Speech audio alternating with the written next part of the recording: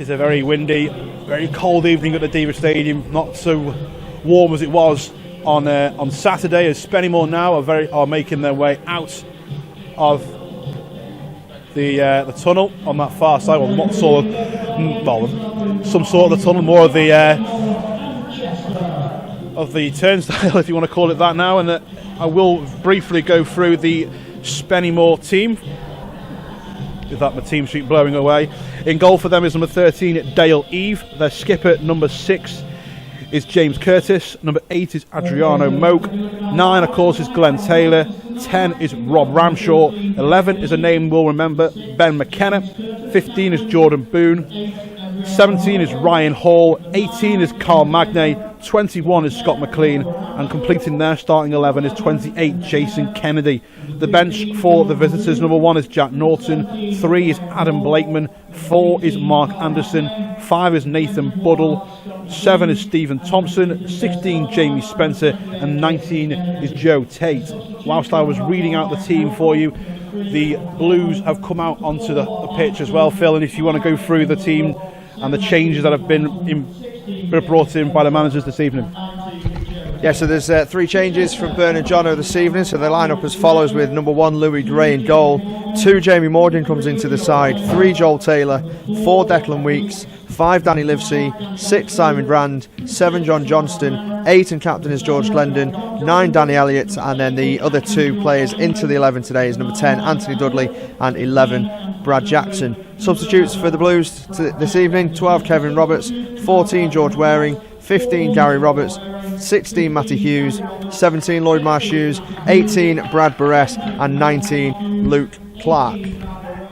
McKenna, who stays on side, taking on Jamie Morgan, gets his cross to the far post. It's a really good one. It's cleared by Simon Grandin. In the end, Brad Jackson, back in the starting 11, gets him defensively and gets his clearance, but he's dispossessed almost on the halfway line. It's back with McLean now. Plays a 1-2 with McKenna. McLean's fizzing an hero. The ball of the penalty. It's a cracking ball. It's a really good cross, and this should be opening goal, and it is. It's a really well worked goal by the visitors, and it's no more than their early starters deserved. Absolutely fantastic ball, first from Ramshaw, then from McKenna, and in the end it was Jason Kennedy who arrived at the far post to give Spennymoor the lead. And Phil, it's no more than they have deserved. More importantly, this is a really good position to get level.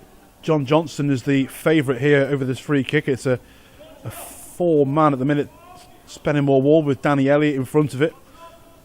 This is a big chance for Chester to get back level terms. Glendon is also with him, but it will be John Johnston who hits it over the wall, and it's just over the top of the crossbar. For a split second, the very few people in the stadium thought that was going to trouble Dale Eve, but it just didn't dip in time, did it? Clever leave from Glenn Taylor, almost deceived Danny Livesey, and the ball in the end was mopped up by the Blues defence. But Spennymoor are the side in the lead, and they're the side that look the most likely to add to the scoreline as we enter the 23rd minute of this game. It's still 1-0 to the visitors. Ryan Hall's early goal, the difference so far. Chester again taking their time, looking for the initiative, looking for the ball in behind. That's a good ball from Declan Weeks. Danny Elliott is in the penalty area, but it's been tapped behind from Elliott, and it's going to be cleared off the line. For a split second, it looked like he'd just done enough to get it just beyond the reach of the defender, but it was mightily close and inches away from making it 1-1. No need for VAR though, Phil. No need for VAR. It was comfortably cleared away from a good couple of yards from the line. I think Danny Elliott was just a little bit off balance, leaning to his right to get enough power on that ball, but he did well to get there ahead of the goalkeeper and poke it through the keeper. Closest that Chester have come to an equalising goal. Johnston playing more central again now, switches it out to Bradley Jackson, edge of the penalty area. Can he find a yard on his man? Jackson now gets his cross in, and it's a shot. It's parried. Jamie Morgan's there. Jamie Morgan levels it up on his first start of the season. Jamie Morgan has tapped it in, but it was all down to Bradley Jackson. Superb work from the winger. His cross come shot was parried from the goalkeeper, And first to react was Jamie Morgan. The linesman's been given the thumbs up to the referee. He was onside, and we're back to where we were, all level. Meanwhile, Spennymoor have themselves a free kick as Ryan Hall takes it short, uses support from Adriano Moak. And it's the visitors who will have a little passage of possession now. Kennedy heads the ball to the edge of the penalty area. It's going to fall very kindly for Glenn Taylor. And his shot never really troubled Louis Gray, but you cannot allow someone of his calibre that sort of space at any game of football, let alone at the edge of the penalty area. Trailed Leamington at the weekend and scored around the same time that we're in now through Brad Barres, who's on the bench this evening. Glendon now skips away from Kennedy, tries to feed one in behind towards Joel Taylor. It's cleared only as far as Weeks. Johnston trying to find an angle in the penalty area. He goes. He skipped one challenge. Johnston again checks back onto his right and then onto his left, and in the end it's tackled and on towards Declan Weeks, who's lined up the shot from distance. Oh, what an effort! He's touched it. And it's only just wide, but for a very split second, hearts were in mouth from Spennymoor, and Phil Turner nearly jumped out of his seat. And then when they get towards halfway, they're applying the pressure. Chester's turn to have the ball. It's with Weeks now. Glendon looking for an option and uses Joel Taylor in front of us here at the Deva Stadium. Grand's first time ball. Barres now gets the ball from out of his feet, uses George Glendon. Space this for Barres, and he's almost found Danny Elliott, who might get on to the end of it. He's quick, he's been bundled to the ground, and the referee has given a penalty.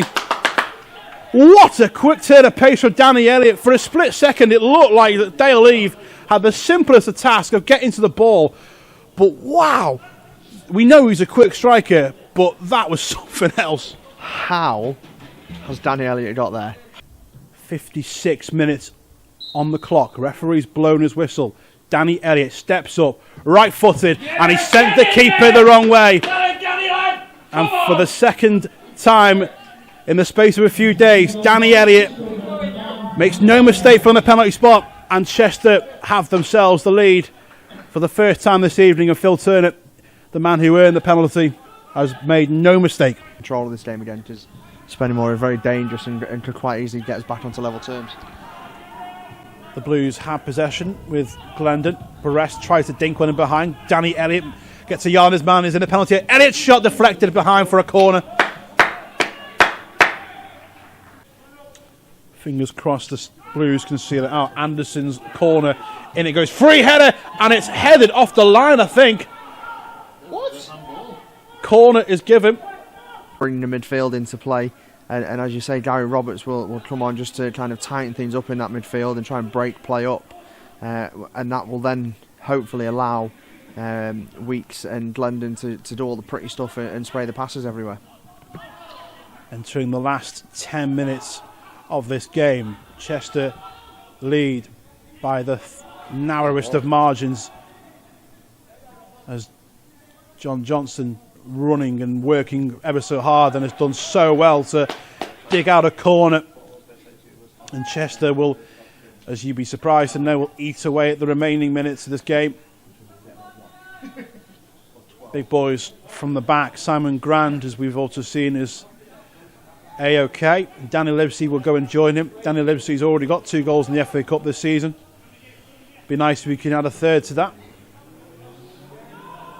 Barres' corner, and it goes towards George Waring, and it's gone in! Well, I think it's Simon Grand who's got it in the back of the net. It might be George Waring, I don't particularly care. And with his potentially first touch of the game, George Waring has potentially put Chester in the hat for the next round of the FA Cup. Now, this is going to be really interesting. What does Spennymoor do?